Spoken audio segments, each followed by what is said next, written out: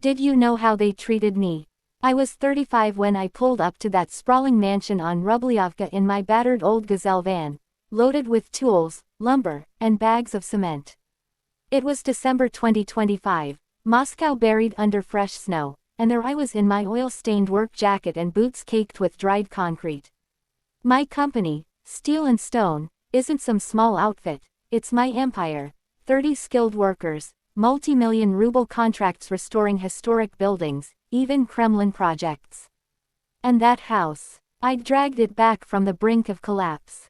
I poured 5 million rubles of my own money into it. The foundation was cracking, the wiring sparked dangerously, the roof threatened to cave in.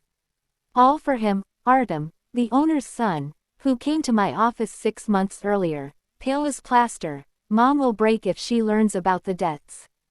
Please help, quietly. Sai helped, silently. No invoices. For our future, he said. I swallowed it. Now his future mother-in-law, Irina, draped in a golden gown like some ice queen, blocked my path to their lavish New Year's gala. Get out, you filthy thing. She hissed, eyes blazing with contempt. Deliveries go through the basement, back entrance. She waved me away like a stray dog. Guests in furs turned, smirking. The pain hit like a sledgehammer to the chest. I couldn't breathe. Tears burned, but I didn't scream. I didn't cry. I clenched my fists until my nails cut into my palms and turned silently toward the van. My boots crunched on the gravel, heavy, deliberate. I climbed into the cab. The familiar smell of dust, oil, and worn leather wrapped around me like home. My hands shook on the wheel. I stared at the mansion, lights blazing in every window, the fountain I'd fixed at night so it wouldn't flood the basement. For 6 months I'd hidden my success so Artem could feel like the real man. I wore the jacket, drove the van, let them think I was just a site foreman. And they looked down on me. Pain turned to rage, hot, pure, unstoppable. I called my chief accountant. Sasha, now, every invoice, every work acceptance certificate, every lien document on the mansion. Right now, on a Saturday night. You serious, boss? Deadly serious. They just crushed me under their heels. I stepped out of the van. The freezing air slapped my face. I wasn't leaving. I was going back in, through the service entrance. The kitchen hit me with heat, shouting chefs, the frantic smell of roast duck and panic. Waiters rushed past with trays. I grabbed an empty one, champagne flutes smeared with lipstick, and blended in. In my work clothes, I was perfectly invisible. People like Irina never truly see those who get their hands dirty. The ballroom was breathtaking.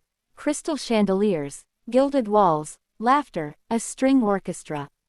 I moved along the edges, clearing glasses, wiping tables. My ears caught every word. Irina held court in the center, surrounded by investors, glowing. The estate is in perfect condition. Not a single debt. We spared no expense on the restoration. It's the jewel of Rubliovka now. Artem stood beside her in his tuxedo, smiling at some diamond-draped girl, clearly an oligarch's daughter. He nodded smoothly. The foundation is solid rock. Everything's paid in full, a clean asset for any partnership. The lies burned my ears. I'd personally installed steel beams in the basement while they picked out million-ruble chandeliers. I'd paid for materials, overtime, permits. And now they were selling my sweat as their equity.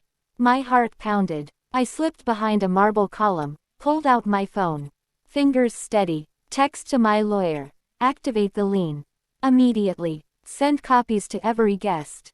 Sent. The orchestra fell silent. Irina took the stage, microphone in hand. Dear friends, this house is a symbol of our heritage. Unshakable, just like our family. Applause thundered. I stepped forward. My boots struck the parquet louder than the music. I climbed the stage. Irina froze, eyes widening in horror. I yanked her USB from the projector and plugged in my phone. The massive screen lit up. The 1974 land lease agreement.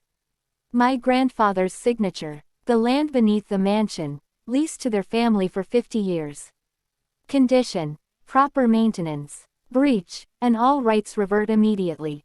I took the microphone. My voice was calm, but inside a fire roared. My name is Anna Streltsova. I'm not the help. And I'm no longer Artem's girlfriend. I own the land this house stands on. 6 months ago you violated the lease. The foundation was failing, repairs unpaid. By law, ownership has already reverted to me. Silence. Then gasps. Investors exchanged glances. Phones came out. Irina went white. This is a lie. You're nobody. Nobody. I smiled coldly. I'm the one who worked nights installing supports so your ceiling wouldn't collapse on your guests tonight.